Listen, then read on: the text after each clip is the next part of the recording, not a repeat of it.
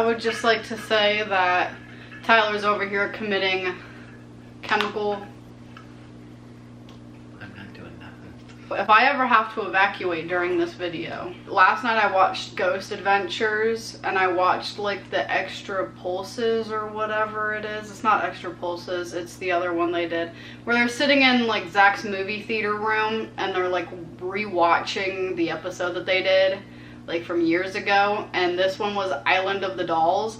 And then it put in my head to make a video about the most haunted dolls in the world, so that's what you're watching if you can't read and see what the title is. And I have a special guest here tonight. This is my doll. I like her a lot. She just sits there and looks creepy. Doesn't really do much other than that.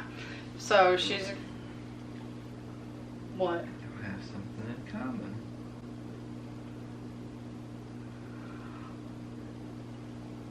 So she's going to be a little spectator, if you can see her right here.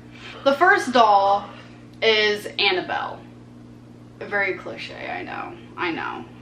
But it was like the first one everywhere. And it's the most common, one of the most common haunted dolls because of The Conjuring and Ed and Lorraine Warren. So, you know, you just gotta talk about it. Annabelle is a Raggedy Ann doll. Not a porcelain doll, a Raggedy Ann doll.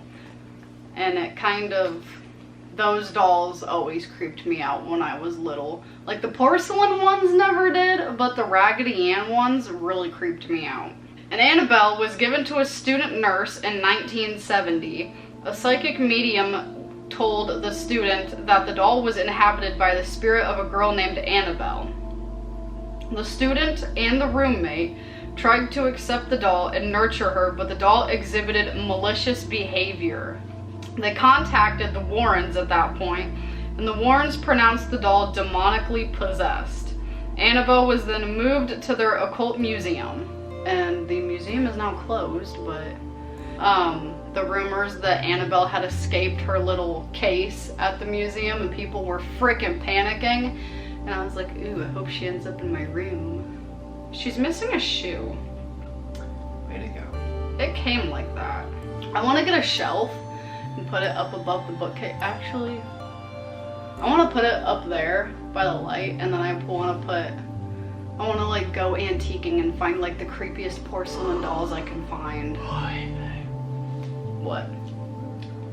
Yes. And I just want to have a shelf of creepy looking dolls. I feel like that just fits me.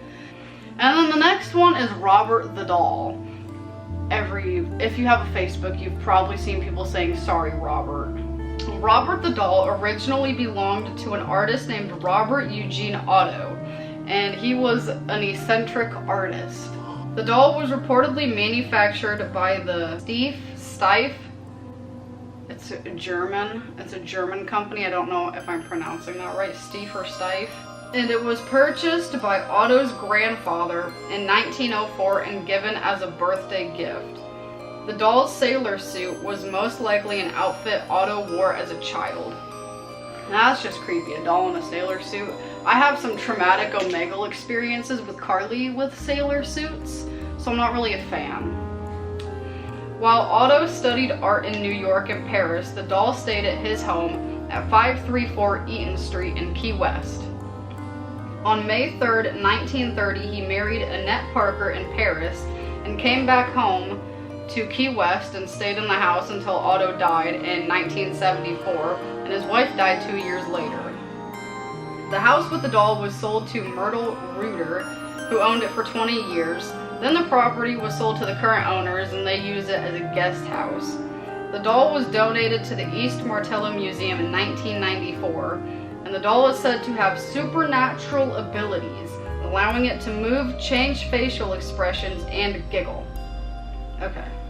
That'd be kind of creepy if a doll that couldn't giggle or like had any kind of like sound box and batteries just started giggling. I'd probably set it on fire. One legend says a young girl of Bohemian descent gave Otto the doll as a gift or as a retaliation for wrongdoing. Another legend said the doll moved voodoo figurines around the room and was aware of what was going on around him. And others say Otto triggered the doll's abilities by blaming his childhood mishaps on him. I've heard of that happening though. Like if you are like saying like the doll did this, the doll did that, like you're literally manifesting an energy to inhabit the doll, and like it's literally like a homemade poltergeist. Like you're believing so hard that it actually happens. The doll has caused car accidents, broken bones, divorce, job loss, and many other misfortunes for not respecting Robert. And that's why you see so many people on Facebook being like, sorry, Robert, even though like they never went to go and look at him. And the place gets so many letters just being like, tell Robert I'm sorry, because they didn't respect him while they were there. Because you're supposed to, like, if you take a picture, you're supposed to ask for permission for him to be like, hey, can I take a picture? Like, you know, just be nice. And then the next one is Okiku. I don't even know if I said that right. In 1918, a young man purchased the doll for his 2-year-old sister. His name was, I'm gonna not pronounce any of this right, so don't get offended, I can't. Akichi Suzuki, and he was 17 years old, and his sister's name was Okiku. He bought the doll in Sapporo while touring the region for a maritime exhibition using the last of his money. The doll was about 40 centimeters tall and had shoulder-length raven black hair in a traditional Okappa hairstyle. He took the doll home and gave it to his sister, and she instantly fell in love. Her and the doll became best friends, and she took it everywhere with her. She named the doll Okiku after herself. A year later, in 1919, Okiku died from yellow fever. She died holding the doll in her arms, and she was 3 years old at that time. So she was 3 years old. The family wanted to bury the doll with Okiku, but the government rules didn't allow that. Instead, they put the doll in the family's altar, which is like a shrine for the dead in your family. I'm pretty sure like you just have like a bunch of their stuff and you can remember them. And after that, things started getting weird. The family noticed the doll's hair was getting longer. It was now waist length, different colors, and scruffy.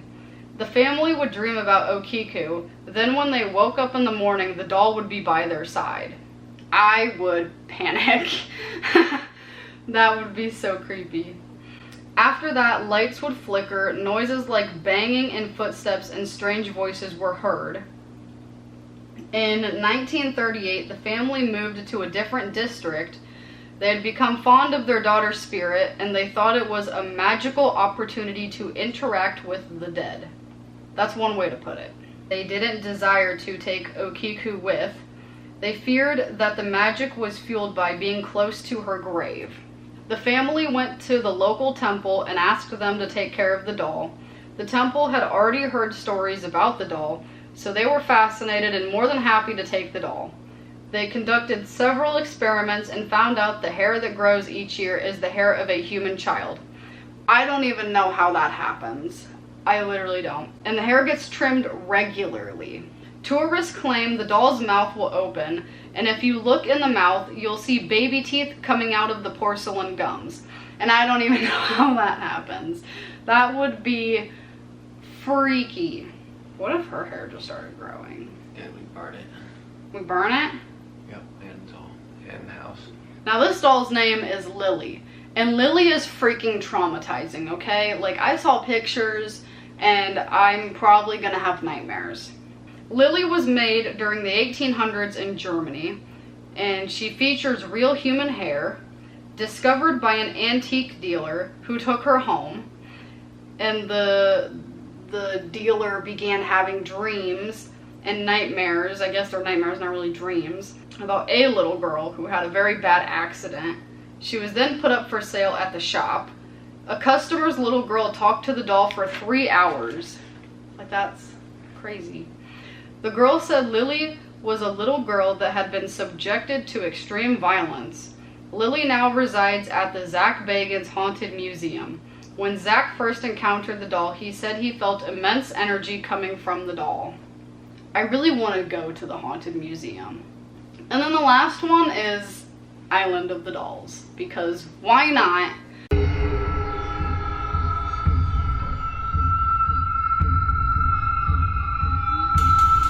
Have an island with one of the most scariest things in the world. Let's just get a bunch of dolls and hang them from trees. It was originally owned by Don Julian. It was named Island of the Dolls when dolls started randomly appearing on the island in the 1950s. A young girl drowned, tangled up in the lilies of the canal.